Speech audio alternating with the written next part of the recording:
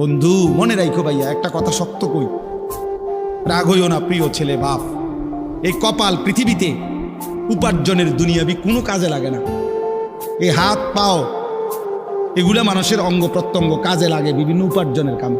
এই কপাল এটা দুনিয়াবি কোনো কামে লাগে না, দেখ কোনো কাজের জন্য, ওটা দিয়ে কোনো উপার্জনের কোনো কামে, দুনিয়ার কামাইয়ের কোনো কাজে এই কপালের এটুকু জায়গা ব্যবহার হয় না, এটা লাগে না আর কি। তাই এটা আল্লাহ তাআলা কেন বানাইছেন? খোদার কসম রব্বুল আলামিন এই কপাল শুধুই সেজদার জন্য বানাইছে, শুধু সেজদার জন্য। এই জন্য যে কপাল সেজদা দেয় না, যে কপালে সেজদা নাই, তুই মানুষও না, মানুষের বাচ্চাও না। ইনসানের কোনো কাতারে সে পড়ে না,